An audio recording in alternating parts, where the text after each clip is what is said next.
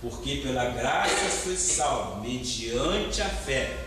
E isto não vem de vós, é um dom de Deus. Então, nós podemos entender que a fé é um dom que Ele dá para mim, deu para você, e você tem que compartilhar disto. Se você não tiver esse dom, você vai viver de uma forma não espiritual. E eu prefiro trazer para o meu espírito tudo aquilo que a Bíblia diz. Porque se está na Bíblia, eu creio, e faz-me crer que a igreja também crê nisso. Então, por fé, que é dom, fomos justificados. Romanos 5:1. Você vê que vai fazendo uma montagem de alguns versículos que vai nos dar tais garantias de que para Deus não há impossível. Então vamos, Romanos 5, versículo 1.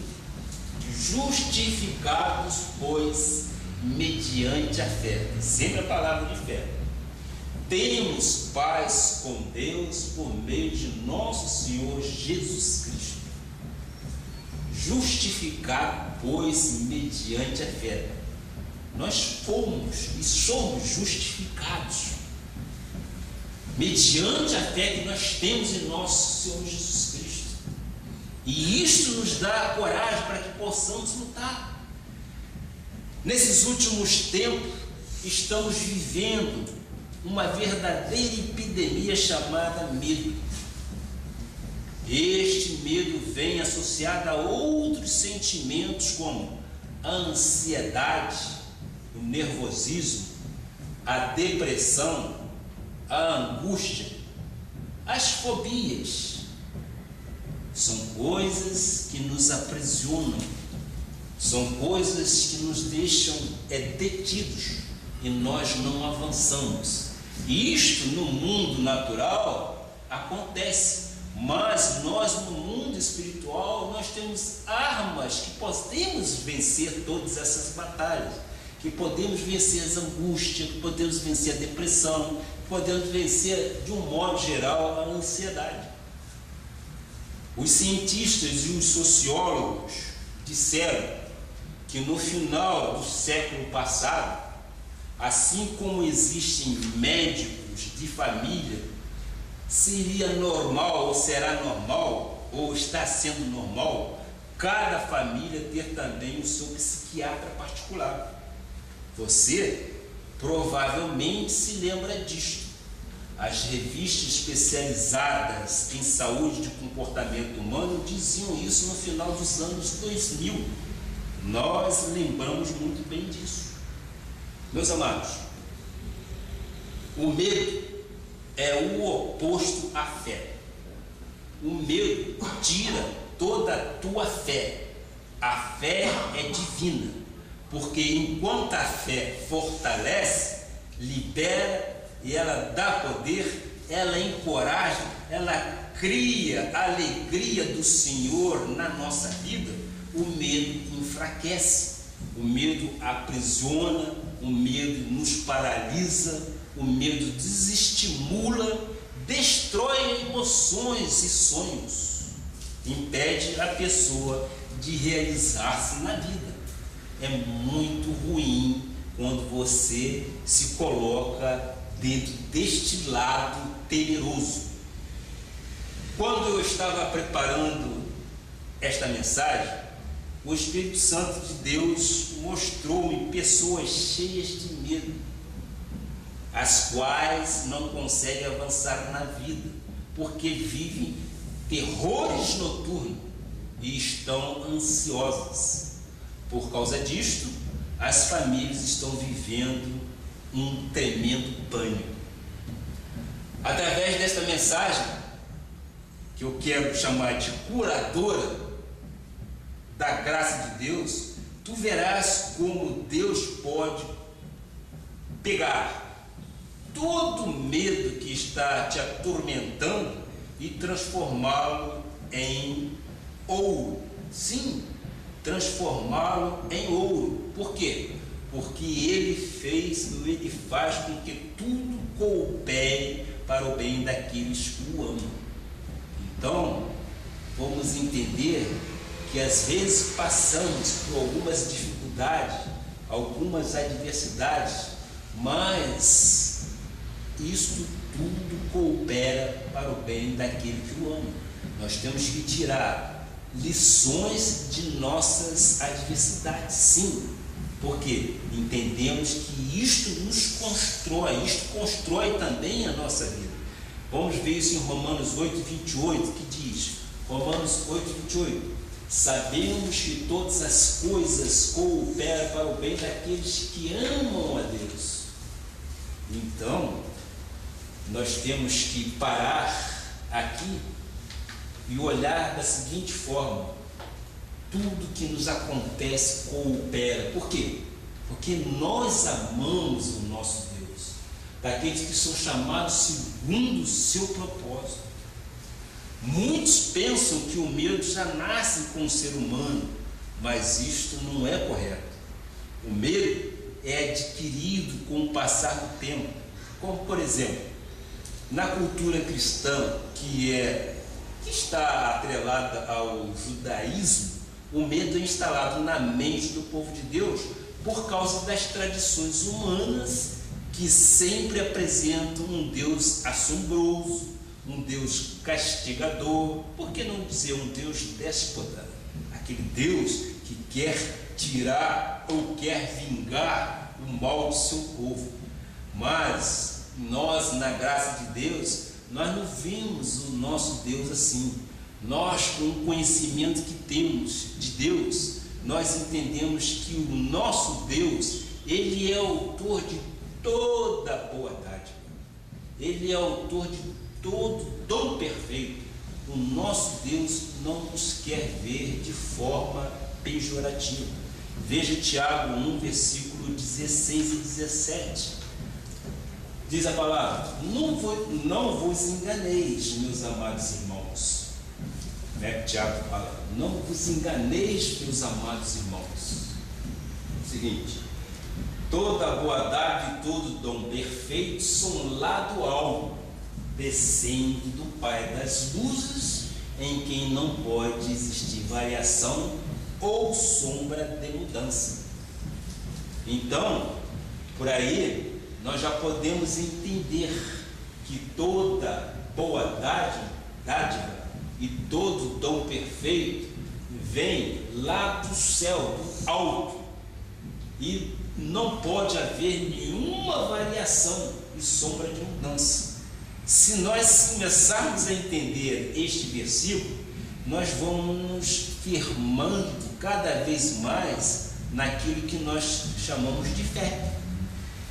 Eu vou colocar aqui: existia na Grécia um pensador chamado Protágoras, o qual disse que o homem é a medida de todas as coisas, que o homem é dono de si mesmo, que o homem é independente e autossuficiente.